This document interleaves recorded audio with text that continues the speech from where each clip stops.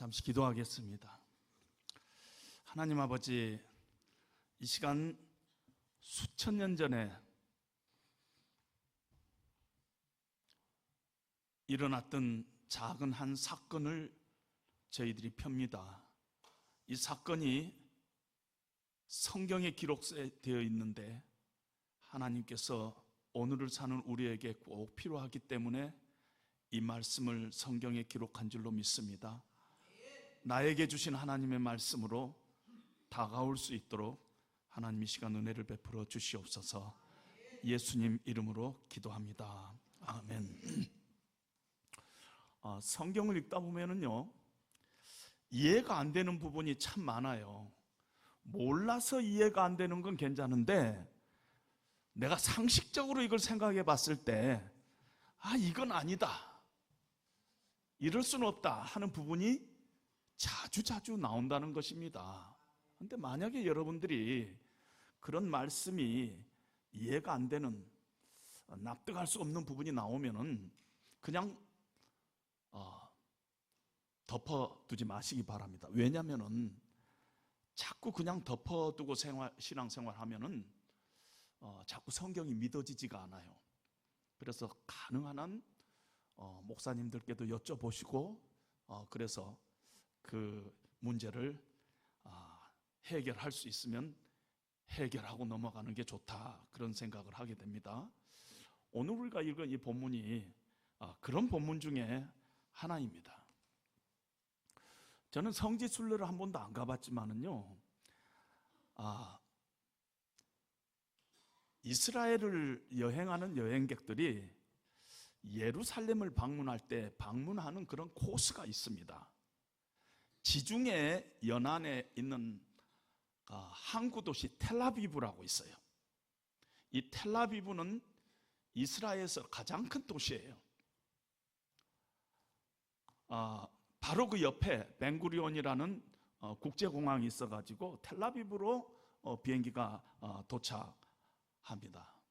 이번에 이스라엘과 지금 이란이 막 그 미사일을 주고받고 하면서 싸우고 있는데 가장 피해가 많은 지역이 텔아비브라고 나오고 있습니다.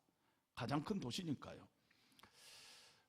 거기에서부터 예루살렘까지 여행을 하는데 자동차로 조금 시골길을 달리는데 가다가 보면은 바알레 유레라는 작은 마을이 나오는데 보통 사람은 그냥 통과하는데 아시는 분은 바알레 유다라는 그 마을을 들어가 봅니다. 그곳에는 프랑스의 수녀들이 공동체 수도원을 거기다 짓고 거기서 공동체 생활을 하고 있는데 그 공동체 이름이, 그 수도원의 이름이 법계 수도원입니다.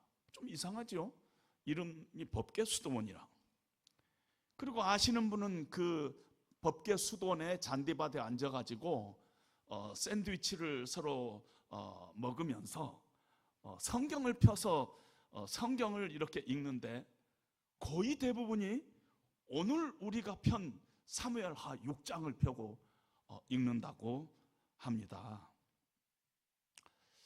왜 그 작은 마을의 수도원의 이름이 법계 수도원이라고 이름을 붙였냐 하면은 이 바알레 유다라는 이 작은 마을에 30년 이상, 역사적으로 보면 아주 길게는 60년까지 30년 이상 하나님의 법궤가 이 동네 아비나답이라는 사람 집에 보관하고 있었다는 것입니다. 그리고 오늘 본문은 다윗 왕이 아비나답의 집에 보관되어 있는 법궤를 예루살렘으로 가져가는 그 과정에서 운반하는 도중에 발생한 사건입니다. 제가 두 가지 질문을 놓고 오늘 설교를 준비를 해봅니다. 죄송합니다. 첫 번째는요, 왜 이 법궤가 이 시골 아비나답의 집에 30년 이상 보관하고 있었는가? 이상하지 않아요? 법궤라면은 이조 시대 때 보면은 왕의 옥새와 같은 것입니다. 국가의 주권과 왕의 권위를 상징하는 아주 대단한 물건이에요. 그러면은 왕이 은밀히 있는 편전에 이 창덕궁 같은데 있는 게 정상인데, 여러분, 옥새가요 충남 청양군 남양면 대봉리 207번지 김아무개 집에 있다면 여러분 어떠겠어요? 좀 이상하지 않아요? 목사님이 그걸 어떻게 아세요? 그냥 지도 보고 찾은 거예요. 아니, 왕의 옥새가 대봉리 김 누구네 집에 있다? 이건 말이 안 된 것과 마찬가지로 법궤가 이 시골 마을 아비나답의 집에 30년 이상 있었다는 것도 대단히 이상한 일입니다. 그래서 우리는 추적을 해볼 필요가 있습니다. 지금 다윗 시대인데요, 다윗 왕 이전에 사울 왕이 있었어요. 사울 왕 이전에 사무엘이 있었어요. 사무엘 그 시대에 왕이 아직 없을 때 엘리 제사장이란 분이 있었어요. 그러니까 이스라엘의 대단히 초창기 시절로 우리가 돌아가 보도록 합니다. 그때 블레셋이라는 나라가 끊임없이 이스라엘을 공격했습니다. 침공했어요. 어느 때는 이스라엘 군인들이 그 침공으로 4,000명이 몰상당하는 큰 참패를 겪었어요. 너무나 억울했어요. 그래서 하나님 앞에 나가서 하나님을 원망하면서 하소연을 하다가 딱 생각이 드는 게, 아니, 우리가 왜 지금 실로라는 곳에, 그때는 예루살렘이 수도가 아니에요, 없었어요. 실로라는 곳에 하나님의 언약궤가 있는데, 하나님의 언약궤가 있는 데서 예배를 드렸어요. 이스라엘은 공동체 예배를. 거기에 언약궤가 있는데 왜 우리가 언약궤를 잊고 여태까지 지금 블레셋하고 싸웠지? 언약궤가 우리 조상들이 요단강을 건널 때 언약궤를 앞서서 건넜더니 요단강이 갈라지는 그런 기적을 체험하지 않았느냐? 또 여리고성을 돌 때도 언약궤를 중심으로 돌았더니 여리고성이 무너지는 그런 놀라운 기적들이 있었지 않느냐? 우리가 이번에는 언약궤를 가져다가 블레셋하고 다시 한번 붙자, 반드시 우리가 승리할 거다, 이래 가지고는 엘리 제사장의 두 아들 홈니와 비느하스가 중심이 돼서 거기서부터 한 30km 떨어진 실로라는 데에 가서 언약궤를 가져다가 블레셋하고 다시 한판 붙습니다. 그런데 3만 명이 이번에도 죽었어요. 그 싸움에서 홈니와 비느하스도 죽었죠. 법궤는 빼앗겼죠. 엘리 제사장은 의자에서 졸다가 놀래가지고 떨어져서 목이 부러져서 죽었다고 성경이 기록하고 있죠. 비느하스의 아내가 그때 임신 중이었는데 조산기가 있었어요. 아니, 시아버지 엘리 제사장도 죽었죠. 남편 시동생 죽었죠. 법궤가 오랑캐한테 뺏겼죠. 그래갖고 갑자기 조산기가 있으면서 아이가 막 나오는 거야. 그러자 비느하스의 아내가, 내 아들은 이 갑옷이라고 이름을 지어라 그렇습니다. 이 갑옷이 뭐냐면은 하나님의 영광이 이스라엘을 떠났다. 얼마나 그 당시의 상황이 초상집 같은 분위기였겠어요. 그런 일이 있었는데, 한편 블레셋이란 나라는 하나님의 법궤를 뺏어왔어요. 그래가지고 자기들의 신을 모시고 있는 다곤 신당에다가 법궤를 전리품으로 갖다가 딱 갖다 놓고 하룻밤 자고 왔더니 다음 아침에 일어났더니 다곤 신상이 손이 잘리고 발이 잘리고 몸통이 바닥에 넘어져 있는 모습을 발견합니다. 아이고, 이거 이상하다. 그래서 그 아스돗에 있었는데 아스돗에서 그 법궤를 가드로 보냅니다.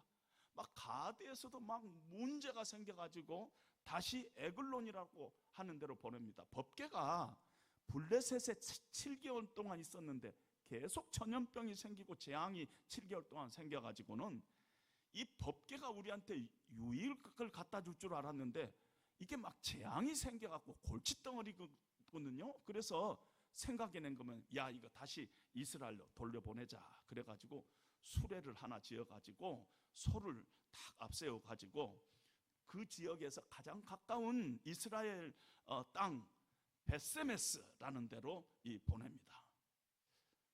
현대 이스라엘 지도를 봤더니 베세이메스라고 있어요. 베세메스라고. 아직도 도시가 있습니다. 베세메스로 보냈어요. 그랬더니 베세메스 동네 사람들이 호기심에서 법궤 뚜껑을 싹 열었다가 거기서 70명이 죽은 사건이 생겼습니다. 여러분, 영화 중에서 스필버그 감독이 했던 인디아나 존스 영화 중에서 잃어버린 법궤를 찾아서 Raiders of the Lost Ark 이런 영화가 있어요. 아주 재밌습니다. 거기에 보면은 나치가 법궤를 찾아서 헤매다가 드디어 법궤를 찾습니다. 그리고 뚜껑을 열는데 거기서 그냥 불이 나와가지고 다 그 방에 있는 사람 죽여버리는, 아마 성경에서 그런 아이디어를 얻지 않았나 그런 생각이 됩니다. 베세메스 사람들이 아이고 이건 무섭다, 이거 법궤 대단한 거구나 해갖고 옆 동네 바알레 유다라는 곳으로 법궤를 보내버렸어요. 그리고 바알레 유다에서는 아비나답이라는 사람 집에 법궤를 보관하면서 그 아들 엘리야사를 구별해 가지고 법궤를 관리하도록 시켰어요. 그랬더니 세월이 흘러서 거의 30년 이상이 된 것입니다. 왜 그러냐면 그동안에 이스라엘은 전쟁을 막 했어요. 여러분들 알다시피 사울이 10년 동안 다윗을 쫓아다니고 그랬잖아요. 아무도 이 법궤에 대해서 관심을 갖지 않아요. 관심을 가질 여유가 없었어요. 온통 전쟁 아니라고 야단이니까. 그래서 30년이라는 세월이 흘렀어요. 그래서 법궤가 아비나답의 집 바알레 유다에 있는 아비나답의 집에 법궤가 30년 동안 30년 이상 있었던 것입니다. 첫 번째 질문에 대한 우리의 해결을 본 것입니다. 다윗이 나라를 통일했습니다. 예루살렘을 수도로 정했어요. 갑자기 하나님의 법궤가 지금 어디 있지? 하는 생각이 들어가지고 물어봤더니 바알레 유다 저 시골에 있는 그 아비나답의 집에 이 법궤가 있다는 것이에요. 개인 집에 법궤가 있다는 것이에요. 얼마나 하나님께 죄송한지 이 예루살렘으로 모셔와야 되겠다, 하나님의 법궤를. 그래서 나중에 사무엘 하 7장에 보면은 하나님의 성전을 짓는데 거기 법궤를 안치하려고 성전을 짓지 않습니까? 모셔오기로 한 것이에요. 그래서 왕과 제사장들과 다 모여가지고는 상의를 해가지고는 3만 명의 군인들을 동원하고 군악대를 동원하고 해갖고 거국적인 행사를 하기로 했습니다. 다윗이 그 바알레 유래까지 내려가서 다윗이 친히 법궤를 모셔오는 그런 계획을 세웠습니다. 그리고 오늘 우리가 읽은 이 사건은 아비나답의 집에서 예루살렘으로 법궤를 모셔오다가 일어난 사건입니다. 이 모셔오는 중에 이 아비나답의 두 아들 우사와 아효가 수레를 몰도록 그렇게 했습니다. 뭐 이렇게 큰 행렬이 가는데 수레 바로 옆에는 그동안에 이 집에 30년 이상 있었으니까 이 집에 아들 혹은 손자예요. 똑같은 단어이기 때문에 번역을 손자로 할까 아들로 할까 모르는데 우리 성경에는 아들로 되어 있지만은 어떻게 보면 손자에 가까울까도 몰라요. 이 아효와 그 우사가 수레를 몰게 됐습니다. 우사와 아효가 수레에 이렇게 붙어서 이 행렬에 따라오다가 어처구니없는 사고가 생겼어요. 나곤의 타작마당이라는 데서 소들이 뭐엔가 걸려가지고 비틀거렸어요. 우리 성경에 보면 소들이 뛰더라 그렇게 돼 있는데 걸려서 비틀거리다 하는 뜻입니다. 갑자기 소들이 뛰었어요. 그러자 우사가 궤를 붙들었어요. 그랬더니 오늘 본문에 그들이 나곤의 타작마당에 이르러서는 소들이 뛰므로 소들이 뭐인가 걸려서 비틀거림으로 우사가 손을 들어 하나님의 궤를 붙들었더니 여호와 하나님이 우사가 잘못 함으로 말미암아 진노하사 그를 그곳에서 치시니 그가 거기 하나님의 궤 곁에서 죽으니라. 두 번째 질문. 아니 소들이 비틀거려 가지고 수레에 있는 법궤가 떨어질 것 같아 가지고 웃사가 법궤를 붙들었는데 그게 뭐 대단한 잘못이라고 하나님이 웃사를 죽이시느냐? 웃사가 뭐 대단한 잘못이냐? 상식적으로 봐서 하나님이 너무한 거 아니냐? 이런 항변이 충분히 우리 가운데 있을 수 있다는 것입니다. 이 경사스러운 날에 하나님이 왜 이런 실수를 하셔? 누구든지 잡아야 할 거 아니야. 상식적으로 이해가 안 갑니다. 여러분 어떠세요? 상식적으로 이해가 갑니까?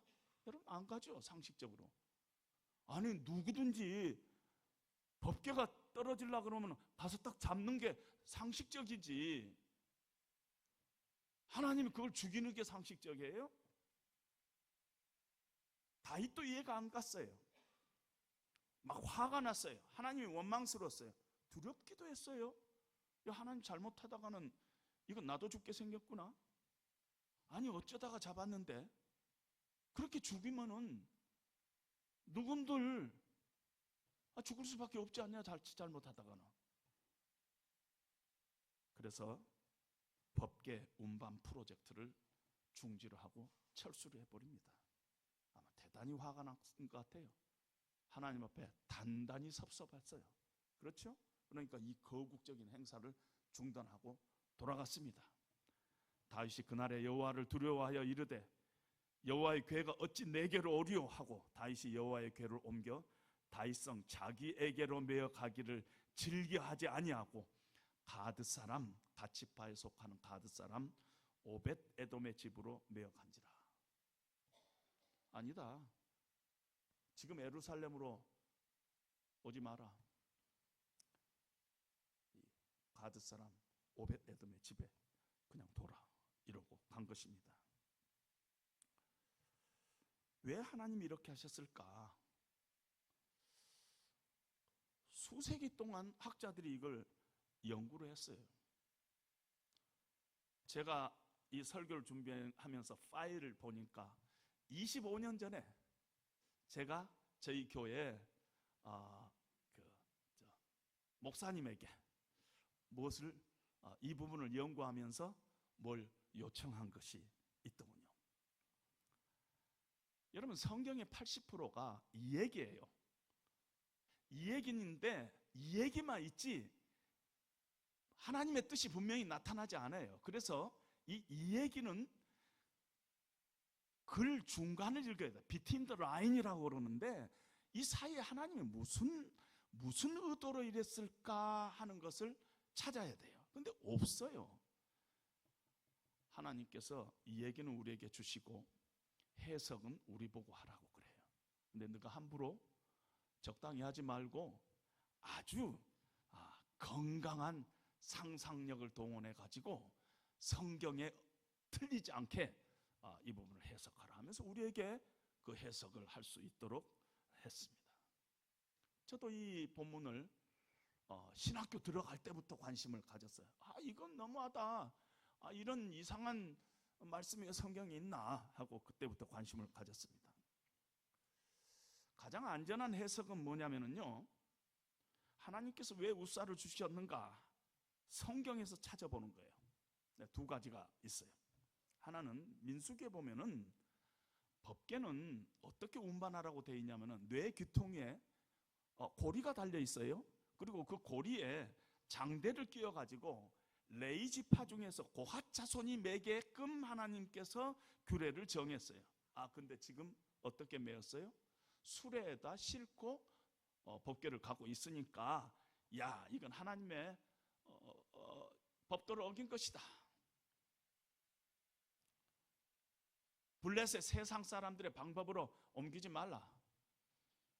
그럼 목사님들의 설교 제목이 보통 편법을 사용하지 말라, 이제 이런 얘기가 나올 수 있죠. 두 번째로는요, 성경에 보면은 성물은 너희가 만지지 말라. 만지면 죽으리라. 근데 법궤가 성물이거든요. 우사가 법궤를 만졌기 때문에 규례를 어긴 거기 때문에 하나님께서 죽인 것이다. 이건 성경의 어떤 면에서 근거를 찾을 수 있어요. 그래서 안전한 방법은 될까 모르지만은 여전히 우리 마음을 시원하게 해주지는 않아요. 뭔가 찜찜하지 않아요? 왜냐하면은 운반하는 방법에가 문제가 있으면은 그게 왜 우사의 책임이에요? 거기 제사장들도 많고 레인도 많고 다윗 왕도 있고 우사는 사실은요 아무 역할을 하는 게 아니라 그 수레 옆에 쫓아가라 그러니까 쫓아간 것 뿐이에요. 소달구지 모은 것 뿐이라는 거예요. 소달구지를 처음부터 여기에다 법궤를 올리라는 건 우사의 책임이 아니죠. 우사가 그런 결정을 할 수가 없죠. 그래서 법궤를 매지 않고 수레에 싣고 갔기 때문에 우사가 이 법도를 어긴 거니까 죽어 싸다. 이거는 이해할 수 없다는 거예요. 여전히 우리에게 설명이 안 된다는 것입니다. 두 번째, 만지지 말라. 지금 우사가 보니까 얼떨결에 떨어질까 봐 붙잡은 거예요. 그것 때문에 하나님께서 진노하사 우사를 치셨다면은 아무리 생각해도 이해가 안 되는 거예요. 우사 입장을 보면 너무 억울하지 않아요? 하나님이 그런 분이세요? 예수 안 믿는 사람들이 알면은 너희가 믿는 하나님이 그 정도냐? 조롱할 거 아니에요. 이것 때문에 우사를 죽인다는 것도 이해가 안 가요. 성경에 근거했을 때 규례를 어긴 것만은 확실한데 그러기 때문에 우사가 그 자리에서 쳐 죽임을 당했다 하는 것은 아무리 해도 아직 충분한 설명이 되고 있지 않다는 것입니다. 그래서 우리는 한 걸음 더 나아가야 합니다. 법궤가 뭐냐부터 잠깐 봐야 합니다. 여러분 법궤 본 적 있어요? 법궤 못 봤어요? 미국에 가면은요 몇 개 도시에 성막을 있는 그대로 재현을 해놓은 데가 있어요. 그래서 관광객들이 가다가 거기 들어가서 우리가 다 이렇게 성막부터 쭉 보는데 지성소까지 다 가서 법궤도 그대로 만들어 놨어요. 지성소에 못 들어가는데 저는 지성소도 막 들어가서 구경을 했어요. 이렇게. 그리고 나서 대단히 실망했어요. 왜냐하면 법궤가요 130cm, 70cm, 70cm인 조그만 상자예요. 이것보다 더 작죠. 아카시아 나무로 만났는데 겉에는 금으로 도금을 했어요. 그 법궤 안에는 10계명의 두 돌판, 만나를 담은 항아리, 아론의 쌍난 지팡이가 들어있어요. 그런데 이 법궤가 무엇을 상징하고 있느냐면은 이스라엘의 역사 속에 하나님께서 내가 개입한다. 그리고 너희를 구원할 것이다. 그리고 너희를 인도해서 너희에게 필요한 걸 공급하고 마침내는 너희에게 복을 줄 거다 하는 그 어떤 상징을 이 법궤 속에 있는 새 성물을 통해서 이 얘기를 하고 있습니다. 법궤는요 과거에 하나님께서 이스라엘 백성을 위해서 무슨 일을 하셨는가 뿐만 아니라 지금 하나님께서는 무슨 일을 하시고 계시는가 하는 것의 어떤 상징으로 이 법궤를 볼 수가 있습니다. 법궤는 지성소 안에 있어요. 지성소 안은 아무도 못 들어가고 그 안에 하나님만 계세요. 하나님이 법궤 뚜껑이 있어요. 뚜껑. 근데 법궤 중에서 다 금으로 도금했는데 법궤 뚜껑만 순금으로 했어요. 순금.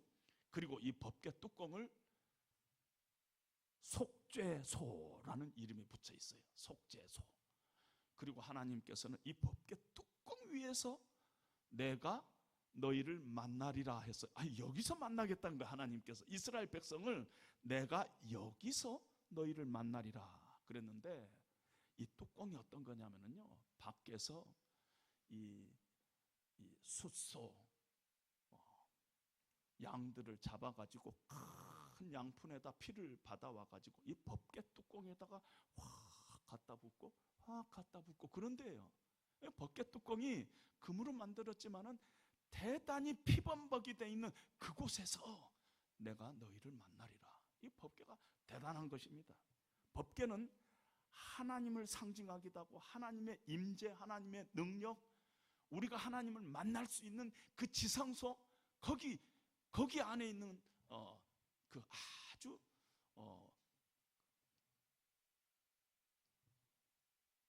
거룩한 곳이에요. 거룩한 물건이에요. 그래서 지성소를 Holy of Holies, 가장 성스러운 곳이다. 거기에 법궤가 있다는 것입니다. 법궤는 어떤 의미에서 하나님의 임재요, 하나님의 능력이지만 또 하나님 자신이라고까지 표현할 수가 있습니다. 그걸 만지면 죽게 돼 있을 정도로 거룩한 거였어요. 거룩한 것이. 여러분, 하나님이 얼마나 거룩한 분이시냐면은 이사야서 6장에 보면은 이사야 선지자가 하나님을 배웠어요. 그런데 하늘에서 천사들이 하나님을 향해서 거룩하다, 거룩하다, 거룩하다 하면서 하나님을 찬양하는데 천사 날개가 몇인 줄 아세요? 6개예요. 두 날개로는 눈을 가리고, 두 날개로는 발을 가리고, 두 날개로 이렇게 움직이면서 하나님을 찬양해요. 천사도 하나님이 너무 거룩해서 눈을 가리면서 찬양하는 거예요. 발도 가리면서 찬양을 하는 거예요. 그 정도로 아주 거룩한 것이라는 것입니다. 이제 우리가 두 번째 질문을 이제 들어갈 텐데요, 여러분도 저와 함께 거룩한 상상을 좀 같이 해보기를 원합니다. 이 법궤가 아비나답의 집에 들어왔어요. 오늘 들어와요. 그런데 아비나답의 집이 여러분들의 집이라고 한번 생각해 보세요. 그리고 여러분들이 우사라고 생각해 보세요. 얼마나 두려웠겠어요. 성물인데, 하나님 자신인데, 하나님의 임재의 상징인 법궤가 우리 집에 지금 들어오는 거예요. 얼마나 떨렸겠어요. 얼마나 경외스러웠겠어요. 얼마나 황송했겠어요. 대통령이 우리 집에 온다 해도 막 황송해서 이러는데 하나님이 오신다는데 얼마나 황송했겠어요. 아비나답 할아버지라 그럽시다. 아비나답이 우사에게, 우사야, 이제 법궤 모시는 방은 네가 담당해라 했어요. 우사가 처음에는 그 방에 들어갈 때 문 확 열고 들어갔을까요? 아니면 천천히 들어갔어요. 청소를 해야 돼서 물걸레질을 조심스럽게 하고, 한 얼마 지나서 법궤 밑에도 좀 닦아야 될 것 같아서 조심스럽게 법궤를 옆으로 밀치고 그 밑에를 또 물걸레질하고 조심스럽게 나오고 그랬을 거다. 이제 제가 웃사람은 그랬을 것 같아요. 그리고 세월이 흘렀어요. 일주일, 한 달, 1년, 3년, 5년, 10년이 흘렀어요. 오랫동안 내가 법궤를 봤더니 너무너무 익숙해졌어요. 이제 뭐 성물, 뭐 하나님의 임재, 하나님의 능력, 법궤, 그런 생각이 별로 안 드는 거예요. 귀한 거다 그런데 귀하게 안 느껴졌어요. 그렇지 않겠어요? 너무 오래 보다 보니까. 제 나이 되니까 친구들이 카톡으로 자꾸 뭘 보냅니다. 한 얼마 전에는 이런 약간 농담의 이 얘기를 보내왔습니다. 동창회를 다녀온 아내에게 남편이 여보 동창회 잘 갔다 왔어? 그랬더니 부인이 아니 그러는 거예요. 아니 왜? 벤츠 타고 온 친구 있었어? 아니. 그럼 명품백 자랑하는 친구 있었어? 아니. 그럼 자식 자랑하는 친구 있었어? 아니. 그럼 왜 그렇게 기분이 나쁜데? 그랬더니 아이씨 나만 남편 있잖아 그러더라고요. 여러분 이런 농담들 요즘 많이 하지요. 오랫동안 30년 40년 살다 보니까 남편도 있어도 그만 없어도 그만 어느 때는 귀찮아요. 그런 얘기예요. 예, 농담 같지만 그런 얘기예요. 삼식이 있으면 큰일 난다 그런 거 있잖아요. 물론 조크긴 하지만은 어떤 면에서 불편한 진실도 된다는 거예요. 오래 같이 있다 보면은 그냥 귀한 줄 모르게 된다는 거예요. 사람이라는 것이. 웃사에게 법궤는 특별한 것이 아니었어요. 이제는 웃사에게 법궤는 그냥 괴짝이었어요. 있어도 그만 없어도 그만, 때로는 귀찮고 때로는 쓸데없이 방 한 칸 차지하고 있는 것이었어요.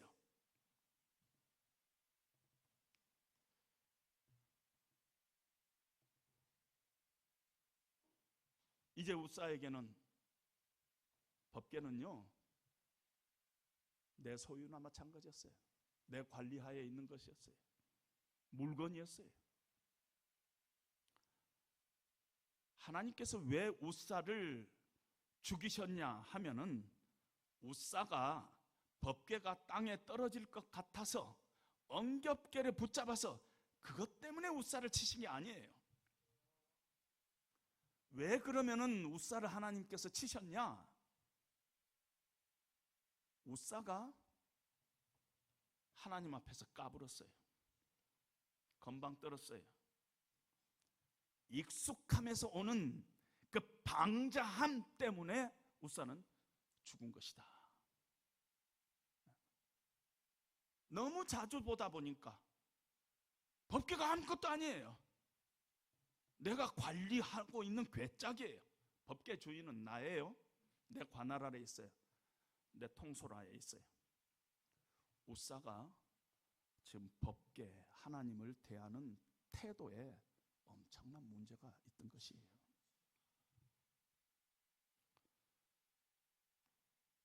제가 제 파일을 뒤져보니까 25년 전에 저희 교회 부목사님에게 이런 부탁을 제가 했어요.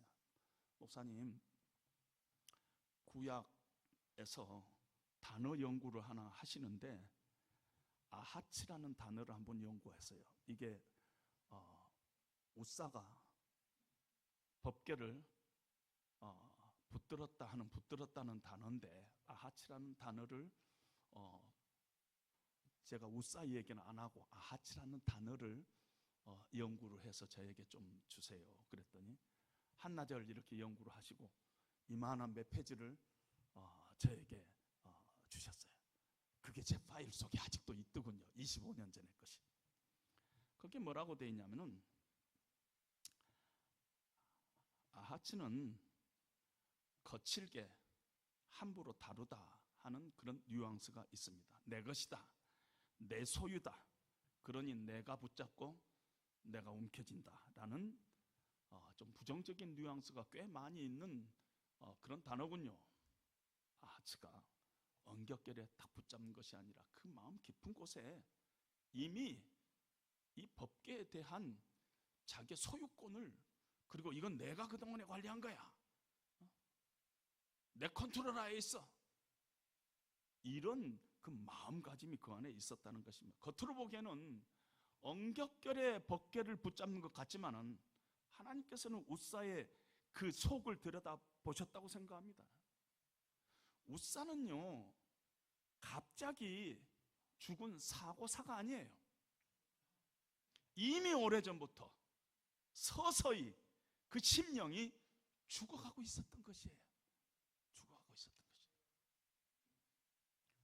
여러분 신앙생활 오래 하다 보면은 자칫 빠질 수 있는 그런 함정들이 있어요. 오래 하는 사람한테 이게 자주 나타나요. 신앙생활 오래 하는 사람한테. 우리는 하나님이 나를 지키시는 자다 그렇게 항상 고백하고 있죠. 하나님은 나를 지키시는 자. 그런데 어느 틈엔가요 실제적으로는 내가 하나님을 지키는 자가 돼요. 내가 하나님 지킨 자. 교회 주인은 누구예요? 하나님이세요. 그런데 언제부턴가 교회 주인이 나예요. 여러분, 교회가 싸워서 갈라질 때 보면은 꼭 목사님하고 장로님하고 싸워요.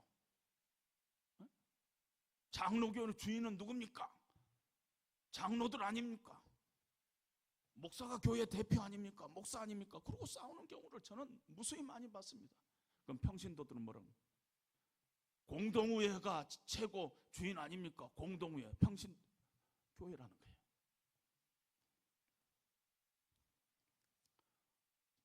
어느 장로님이 저에게 이렇게 이야기한 걸 제가 목도했습니다. 목사님, 우리 교회에요, 내 헌금 아니면 벌써 문 닫았어요. 오? 내 헌금 아니면 벌써 문 닫았대. 오래 신앙생활을 하고 교회 안에 지배력이 생기고 그러면은 이런 생각을 자기도 모르게 한다는 거예요.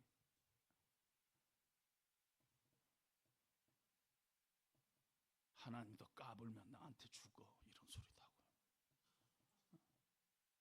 이런 일들이 우리의 죄성 가운데 있다는 것입니다. 저는 신학교를 졸업하고 그 지역에 교회 담임 목사로 청빙을 받았습니다. 교회 딱 갔더니 교회는 본당이 엄청나게 큰데 교인은 40명이에요. 다 뿔뿔이 다른 교회로 가고 이제는 어려움을 겪어가지고. 근데 또 교회는 엄청나게 커요, 본당이. 우리 장로님들, 목사님 이거 결혼식 할 때 너무 좋아요. 교회 예배당이 매번 결혼식 하려고 그렇게 클 필요가 있는 건 아니잖아요. 그런데 제 방이 어디에 있느냐면은, 이게 교회 본당이다면 저 창문 있죠? 저게 제 방이 있어요. 그러니까 매번 들어오면은 이 본당을 거쳐서 제 오피스로 가게 돼 있습니다. 교회가 40명일 때 항상 제일 앞자리에서 하나님 끌고 기도하고 제 방에 들어갔어요. 그런데 제가 그 교회에서 22년 동안 사역을 했는데요, 22년 동안 늘 그렇게 기도했을 것 같아요? 어느 틈엔가 본당에 성도들이 차기 시작했어요. 지역에서 제일 큰 교회가 됐어요. 노예에서 제일 큰 교회가 됐어요. 노예 헌금을 내는데 우리 교회가 제일 많이 냈어요. 점점 유명해졌어요. 바빠졌어요. 이제는 여기 앉아서 기도하지 않고 바로 제 방으로, 일이 너무 많아, 바빠. 하나님 요즘 너무 바빠요. 안 앉아요 이제는. 왜 그래요? 익숙해졌어요.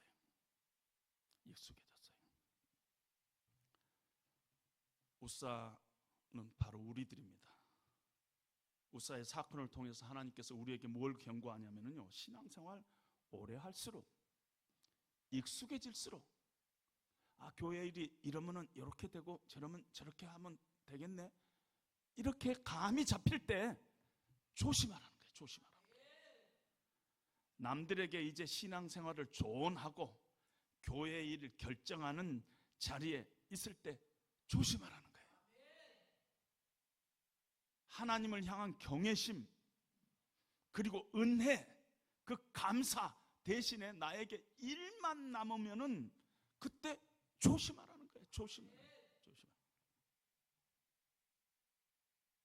주제넘게 건방지게 하나님 자리에 내가 앉아서 지시하고, 내가 하나님을 돕는 것 같이 착각하고 까불까불 하다가는 우리는 모두 우사의 길을 갈 수밖에 없다는 것입니다. 우사는 갑자기 죽은 게 아니에요.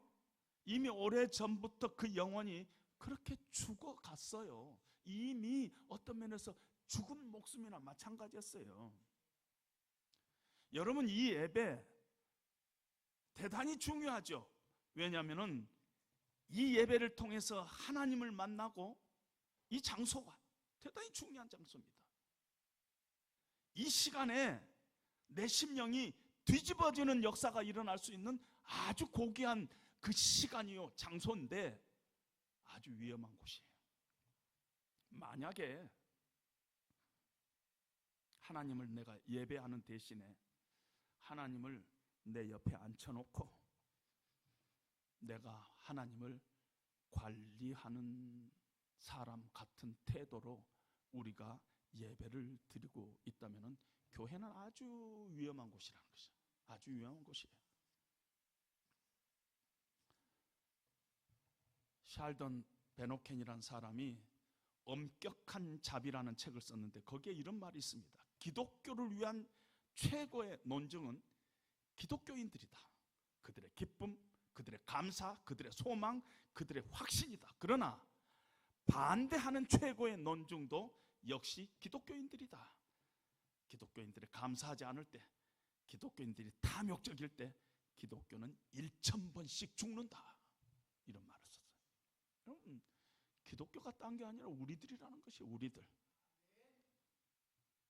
여러분, 이스라엘 역사를 공부해 보면은요, 이스라엘을 망하게 하는 최대 적이 누구 같아요? 애굽이요? 애굽은 여호와께서 너희를 위하여 싸우리니 너희는 가만히 있을지니라. 하나님이 다 싸워주겠다 했어요. 아말렉이요? 내가 아말렉과 대대로 싸우리라. 하나님께서 대신 다 싸워준다 했어요. 그런데 이스라엘을 망하게 하는 최대 적은 이스라엘 자신이었어요. 이스라엘의 불순종, 이스라엘 불신, 이스라엘 세속화, 이것 때문에 이스라엘이 망한 것입니다. 기독교의 최대의 적은 불교가 아니에요. 기독교를 비판하는 사람들이 아니에요. 기독교의 최대의 적은 기독교예요. 기독교라는 이름을 가진 기독교인데 진짜 기독교가 아니라 잘못된 기독교, 이것이 기독교의 최대 적이라는 것입니다. 기독교를 무너뜨리는 것은 다른 게 무너뜨리지 않고 반드시 만약에 기독교가 무너진다면, 그럴 일이 없겠지만 무너진다면 뭐 때문에 무너지냐면 기독교 때문에 무너질 거라는 것이에요. 나를 망하게 하는 건 내 밖에 있는 것이 아니라 내 안에 있어요. 내 안에 있는 우사, 그것이 나를 망하게 하는 것이지 밖에 어떤 것들은 하나님께서 다 간섭해 주세요. 그런데 내 안에 불신과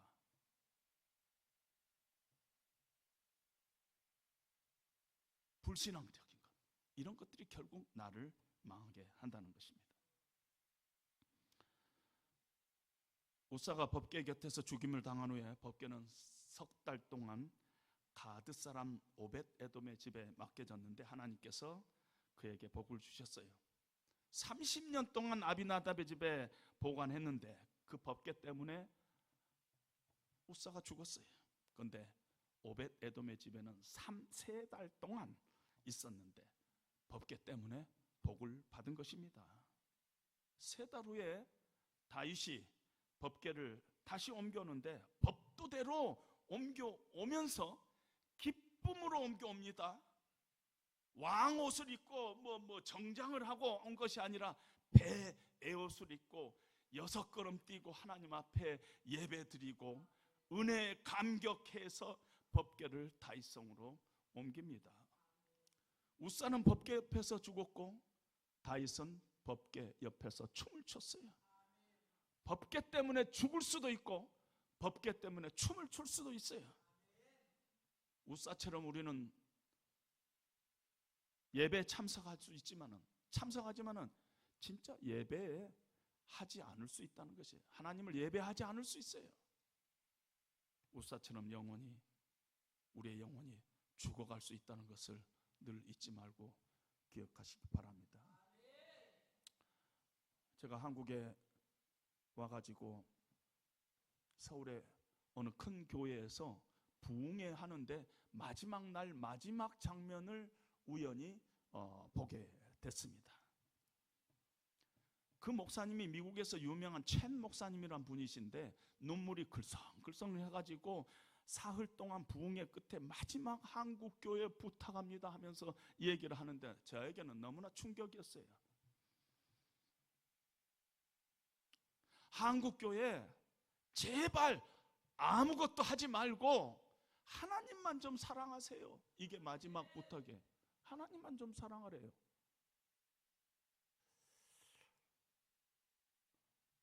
제가 은퇴하니까 사람들이 저한테 걱정스럽게 물어요. 목사님 이제 은퇴하면 뭐 하실 거예요? 뭐 하실 거예요? 설교 안 하는데 뭐 하실 거냐는 거예요. 뭘 해야지 되는 줄 알아요. 저는요 설교하기가 너무 싫어요. 왜냐하면 설교 준비하면은요 그것이 자꾸 일이 돼요. 은혜가 되지 않고 일이 돼요. 그래서 다른 책을 좀 내 마음껏 이렇게 묵상하면서 읽고 싶은데 다음 주에 설교 있으면 꼭 설교 본문하고 관계되는 책을 읽으려고 그러고 있더라고. 일이 되는 거예요. 저는요 남은 생애를 성도로 좀 살고 싶어요. 성도로. 목사가 아니라 크리스찬으로 늘 하나님의 은혜를 사모하면서 그렇게 살고 싶다는 거예요. 그것이 아마 챔 목사가 우리에게 부탁하는 그런 내용이 아닌가 싶습니다. 다윗은 우사가 죽은 자리를 베레스 우사, 하나님께서 우사와 충돌했다 하고 베레스 우사라고 지었습니다.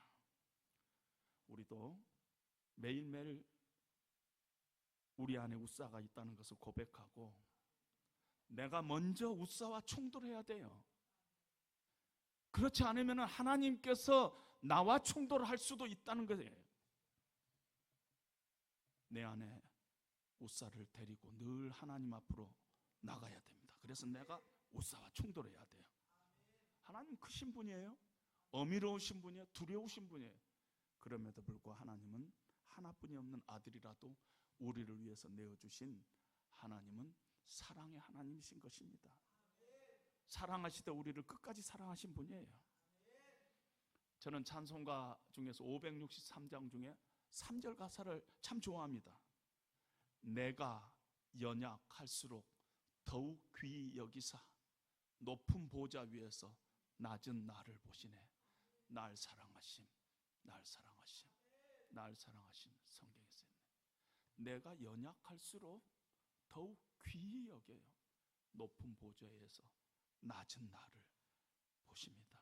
우리가 늘 연약함을 가지고 하나님의 은혜를 사모하면서 하나님, 내 안에 우사가 있습니다 고백하면서 십자가 앞으로 나가면은 높은 보좌 위에서 낮은 나를 보십니다. 내가 연약할수록.